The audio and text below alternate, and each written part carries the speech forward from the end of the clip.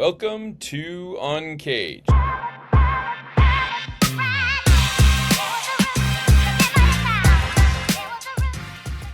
Today we're speaking with Ron Browning. Ron, it's great to have you on the show.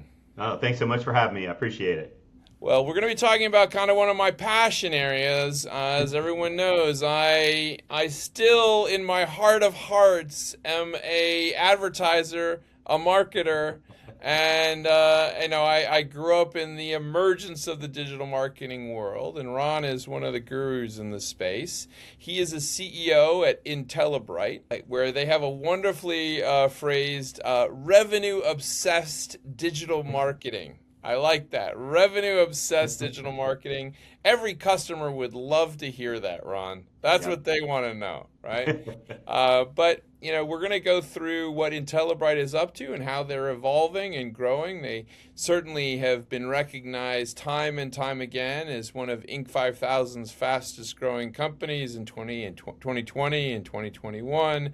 And they continue to show tremendous success and also have been recognized by the Financial Times as one of the fastest growing companies in America. Ron, great to have you here. Before we talk about Intellibrite and everything that you've built there, tell us a little bit about you and your career. Sure. I've lived kind of all over. I've lived in New York and Virginia and California and Texas and Florida, Ireland for a stint. I got into the digital marketing early on around the first dot-com explosion. I was really fortunate to be a founder in a company. We grew from 3 to 256 people in less than 2 years. We had great backing from companies like Bank of America and BNA. Charles Schwab personally had invested in the first startup. And honestly, it was there that I became very passionate about, performance marketing and revenue-based marketing. And back then was the days of eyeballs, and, companies were trying to sell you that all these eyeballs are looking at you, and I didn't really buy it. I'm like, I don't care about eyeballs. Like, I want somebody to buy my product or service.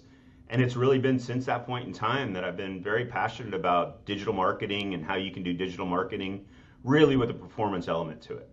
Yeah, and performance is the name of the game. You have gotten Intellibrite going here as CEO. Mhm. And so tell me a little bit about how Intellibrite really tackles the market and really delivers on that idea of revenue focused marketing. Yeah, look, another one of the taglines we've come up with is better data for the win. So, it's for us always been about having a better data set. And, a lot of digital marketing companies, they'll go out there and they'll say, oh, a call that's 2 minutes long is a conversion or a form fill is a conversion.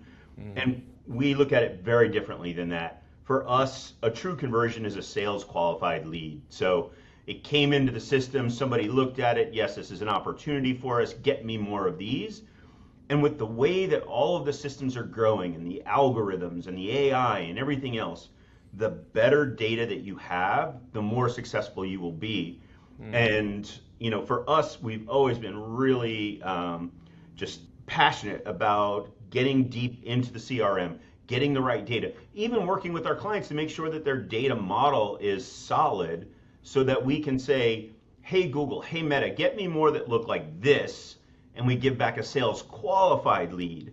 So, the marketing agencies, and I think that they're going to, go by the wayside fast enough because the ones that have built their models on conversions where, you got 137 phone calls. Well, how much of that was spam? How much of that was existing customers? How much was that, second time visitors? And you're building a model. If you're feeding that back to the Googles and back to the Metas and whatnot, then you're saying, get me more vendors to call me, get me more bots, get me more existing customers.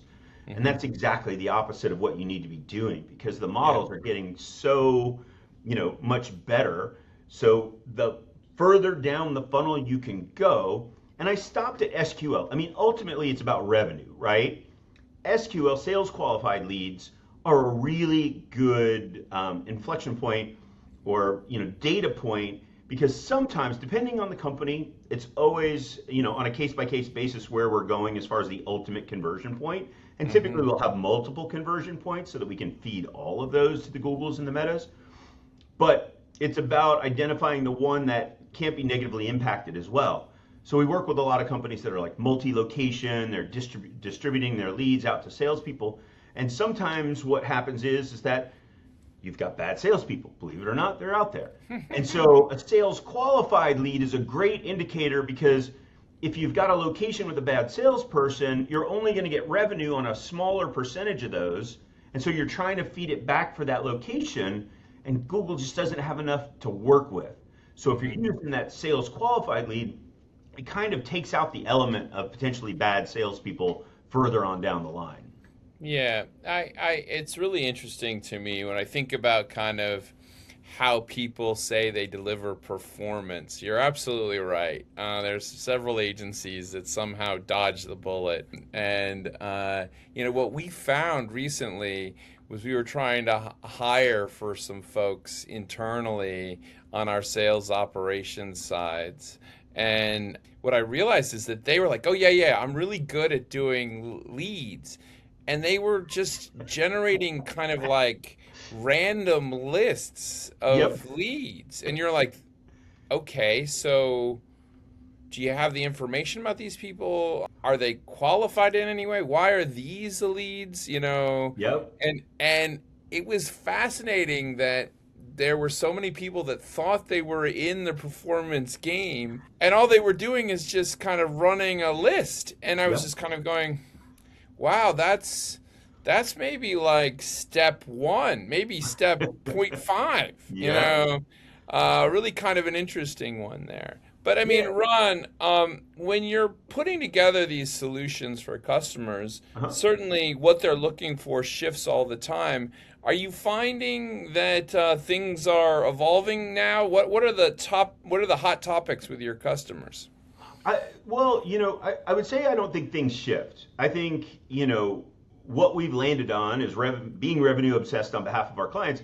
Like, that's it. They want to make money. And they might have some metrics underneath the revenue that they're interested in, but ideally, how do I maximize my revenue and my profitability, right? Look, AI is definitely, the AI searches, the no-click searches, all of that. It's big, it's prominent. There's a lot of pressure within even some of the more traditional organizations that aren't very forward-thinking and digital, to optimize for AI. It's out there and it's everywhere, and we're certainly helping customers solve for that. At the same time, you still have a large percentage being handled by organic searches and Meta and Google and what have you.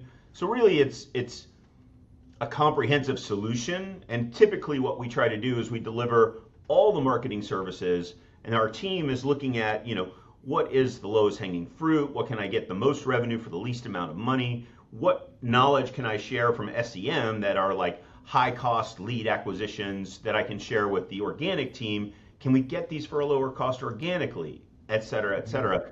And really having all of those different elements working together allows us to keep, a low cost and a high volume. So, we talk about kind of the search world, paid search, things like that. But, with the emergence of things like LLMs, how are you guys thinking about that? Absolutely.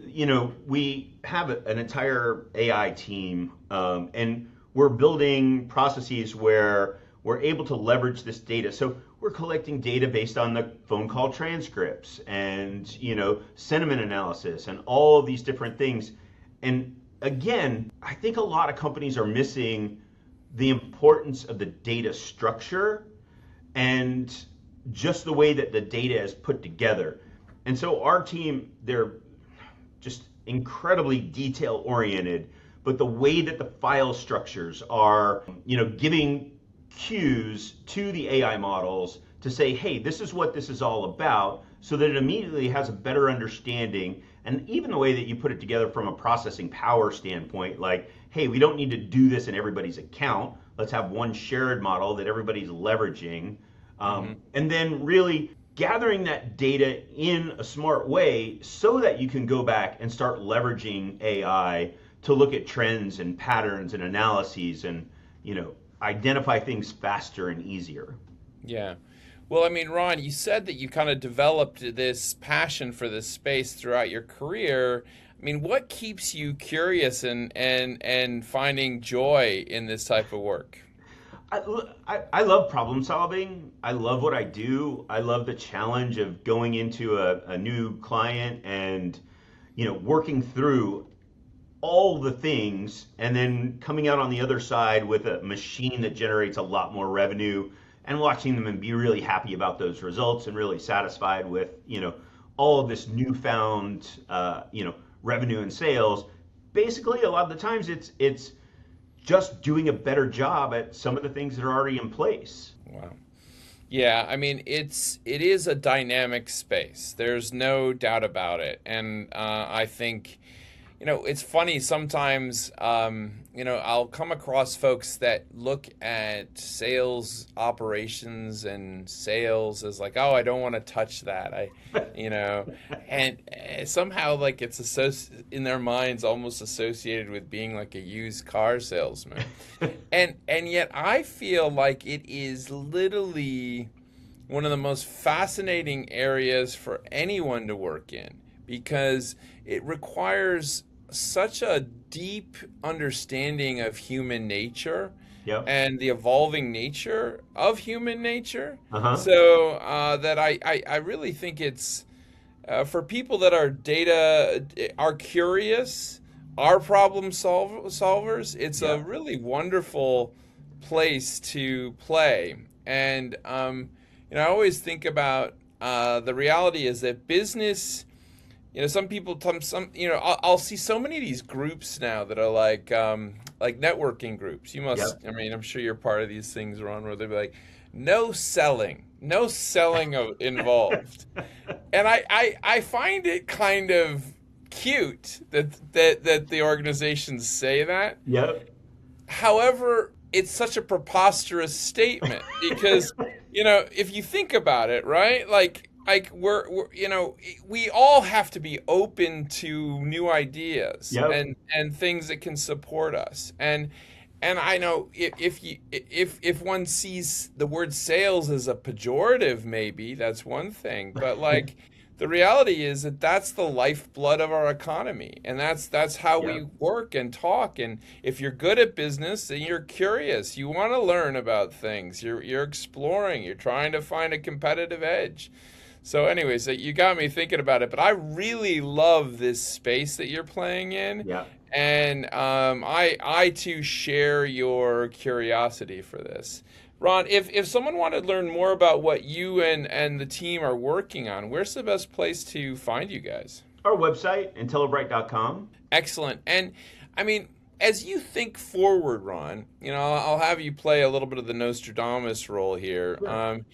As things kind of evolve over the next year, and we see more and more machine learning getting baked in, Yep. what do you think this market looks like?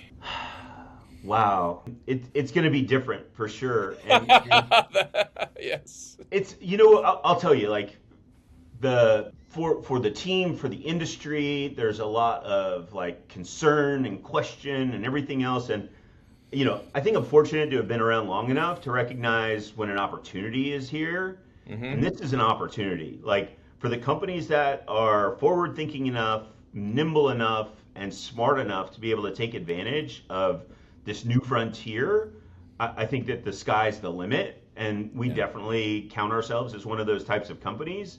Yeah. So, we're implementing it. Again, it's the where there's going to be the big differentiation, and it's not too different than historically, where you've got the companies that are, I've got 187 conversions, and the sales team thinks it's 13 opportunities, right? It's not just that noise that's any click, any form, any call. The same is going to happen with AI, is Hmm. that, garbage in, garbage out. And you can see there's plenty of people that are playing with it. And I don't know how many emails you get, but now I'm starting to see like responses and clients and stuff like that. And they're like throwing this it's slop, right? Out. But if you're taking the time and if you really have a good understanding of the data and the way that these models work and the way that you can operate them to best suit you, that you're going to be able to get a lot more done for the Yeah. benefit of your company and your clients? Yeah, I was liking I was watching an interview with Bezos, and sometimes I don't like what Bezos says, but sometimes I really think he's thoughtful. And he was kind of taking to task a lot of the AI leaders who are like these doomsayers, Yep. the AI folks that are like, oh well, everyone's going to lose their jobs and yada yada yada. And he was kind of like, look, it's as if like if your job was to dig ditches, now it's like basically giving you your own personal Yeah, bulldozer, yeah, you yeah, know? And I yeah. was just like, that's a great way to think about it. And it allows us to really hopefully push things to the next level. So we'll see how it all plays out. But Ron, thanks so much for being on the show today. We've been speaking with Ron Browning. He is the CEO at Intellibright, and they are a revenue obsessed digital marketing firm. I love that. And, they have received so many accolades over the years. They are a Google partner. They're one of Inc. 5000's fastest growing companies. They're one of Financial Times' fastest growing companies. These guys know what they're doing. And if they're growing, that means a lot of other customers of theirs are growing as well. Ron, thanks so much for being on the show today. And we look forward to having you back. Thank you so much. Cheers. Yeah.